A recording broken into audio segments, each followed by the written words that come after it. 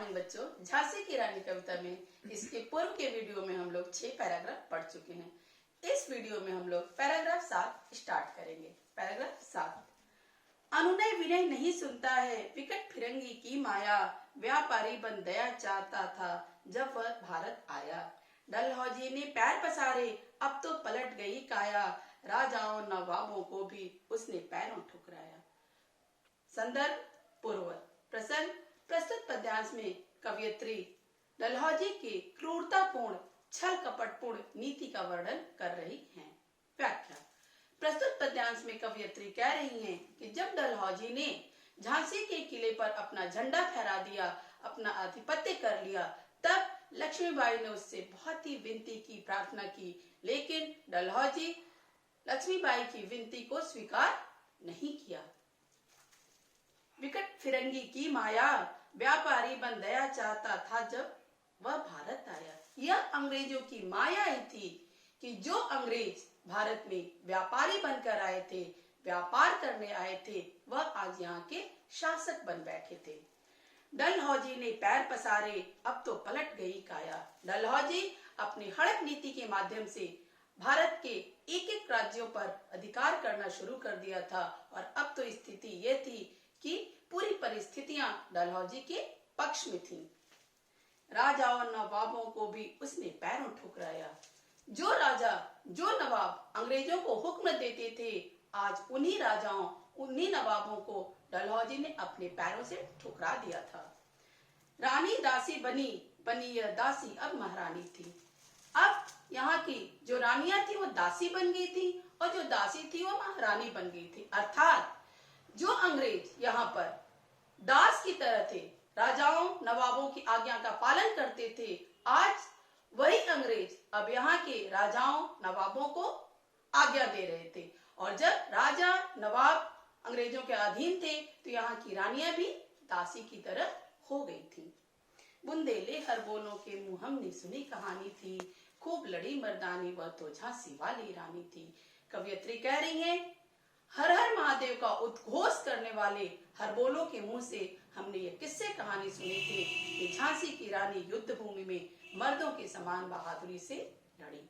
अब आगे। छिनी राजधानी दिल्ली की, लिया लखनऊ बातों बात, कैद पेशवा था बिठूर में, हुआ नागपुर का भी घात। उदयपुर तंजौर सतारा कर्नाटक की कौन बिसात, जबकि सिंध पंजाब ब्रह्म पर अभी हुआ था वज्र निपात। संदर्भ पूर्ववत। प्रसंग प्रस्तुत पद्यांश में कवयित्री 1857 के स्वतंत्रता संग्राम में भारतीय राज्यों की पतन का वर्णन कर रही हैं। व्याख्या। छीनी राजधानी दिल्ली की, लिया लखनऊ बातों बात। अंग्रेजों ने राजधानी दिल्ली को भारतीयों से छीन लिया और उस पर अपना अधिकार कर लिया। लिया लखनऊ बातों बात, और लखनऊ पर भी उन लोगों ने बड़े ही आसानी से अपना आधिपत्य जमा लिया। कैद पेशवा था विठूर में, जो विठूर का पेशवा था वो अपने ही राज्य में कैद हो गया था। हुआ नागपुर का भी घात, नागपुर पर भी अंग्रेजों ने आक्रमण करके उस पर भी अपना अधिकार कर लिया। उदयपुर तंजौर सतारा कर्नाटक की कौन बिसात, जब इतने बड़े बड़े राज्यों पर अंग्रेजों ने अपना अधिकार कर लिया, तब उदयपुर तंजौर सतारा कर्नाटक जैसे राज्यों की क्या औकात थी। अर्थात इन राज्यों पर भी अंग्रेजों का अधिकार हो गया था। जबकि सिंध पंजाब ब्रह्म पर अभी हुआ था वज्र निपात, जबकि सिंध पंजाब ब्रह्म अर्थात वर्मा पर भी अभी अभी अंग्रेजों ने करारा चोट किया था।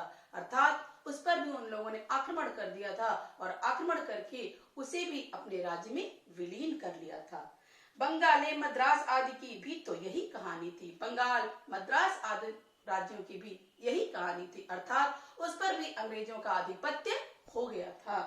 बुंदेले हरबोलों के मुंह हमने सुनी कहानी थी, खूब लड़ी मर्दानी वह तो झांसी वाली रानी थी। कवयित्री कह रही है कि हमने बुंदेलखंड के हरबोलो जाति के मुंह से यह किस्से कहानी सुना था कि झांसी की रानी लक्ष्मीबाई युद्ध भूमि में अंग्रेजों से मर्दों के समान पराक्रम से लड़ी। अब आगे। रानी रोई रनिवासों में, बेगम गम से थी बेजार, उनके गहने कपड़े बिकते थे कलकत्ते के बाजार। सरेआम नीलाम छापते अंग्रेजों के अखबार, नागपुर के जेवर ले लो, लखनऊ के लो नौलखा हार। संदर्भ पूर्वक। प्रसंग प्रस्तुत पद्यांश में कवयित्री गंगाधर राव के मृत्यु के पश्चात भारतीय जो रानियां थीं उनकी क्या दुर्दशा थी इसका वर्णन कर रही है। व्याख्या। रानी रोई रनिवासों में, बेगम गम से थी बेजार। जो भारतीय रानियां थीं वह अपने महलों में अत्यंत दुखी होकर के, शोकाकुल होकर के रो रही थीं। बेगम गम से थी बेजार। बेगम का अर्थ है यहाँ पर अन्य स्त्रियां, जो रानियों के अलावा समाज में अन्य स्त्रियां थीं, वो भी गम से थी बेजार। बेजार का मतलब होता है बेटा बीमार, असहाय, शोकाकुल, दुखी। तो बेगम गम से थी बेजार और जो अन्य स्त्रियां थीं वो भी शोक से, दुख से अत्यंत व्याकुल थीं, कराह रही थीं। उनके गहने कपड़े बिकते थे कलकत्ते के बेजार। उन रानियों के, उन अन्य स्त्रियों के जो गहने थे, जो कपड़े थे, जो उनकी शोभा को बढ़ाते थे, वो गहने और कपड़े कलकत्ते के बाजार में सरेआम बिक रहे थे। और बेटा किसी के गहने, कपड़े, घर का सामान बिकना ये क्या होता है? अपमान होता है, बेइज्जती होता है। इसलिए वो रानियां, वो स्त्रियां अत्यंत दुखी थीं। सरेआम नीलाम छापते थे अंग्रेजों के अखबार। जो अंग्रेजी अखबार थे वो इन भारतीय रानियों, भारतीय स्त्रियों के गहने कपड़ों की नीलामी की जो खबरें थी वो सरेआम अखबार में छाप करके पूरे देश में फैलाते थे। नागपुर के जेवर ले लो, लखनऊ के लो नौलखा हार। उनके अखबारों में सरेआम छपता था कि तुम नागपुर के जेवर ले लो, नौलखा का हार ले लो, इस रानी का ये वस्त्र ले लो, इस रानी का ये गहना ले लो। मतलब उनके जो रानियों के जो वस्त्र थे, गहने थे, कपड़े थे, जो उनके मान सम्मान के प्रतीक थे, उनके नीलामी की खबरें अंग्रेज सरेआम अपने अखबारों में छाप रहे थे। यूं पर्दे की इज्जत परदेसी के हाथ बिकानी थी। पर्दे की इज्जत, बेटा भारतीय नारियों को पर्दे की इज्जत कहा जाता है। उनको ऐसा कहा जाता है कि वो घर की मान सम्मान होती है, मर्यादा होती है।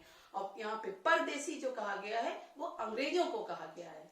तो यूं पर्दे की इज्जत परदेसी के हाथ बिकानी थी। इस तरह से ये जो पर्दे की इज्जत नारियां थी, भारतीय स्त्रियां थी, इनकी इज्जत, जो उनके कपड़े गहने थे, वो विदेशियों के हाथ बिक रहे थे। बुंदेले हर बोलों के मुंह हमने सुनी कहानी थी, खूब लड़ी मर्दानी वह तो झांसी वाली रानी थी। सुभद्रा कुमारी चौहान जी कह रही हैं कि हर हर महादेव का उद्घोष करने वाले हरबोलों के मुंह से हमने ये कहानी सुना था कि झांसी की रानी लक्ष्मीबाई युद्ध भूमि में मर्दों के समान बहादुरी से लड़ी। हमारा यह वीडियो यहाँ पूरा हुआ। आगे की बातें अगले वीडियो में। धन्यवाद। आपका दिन मंगलमय हो।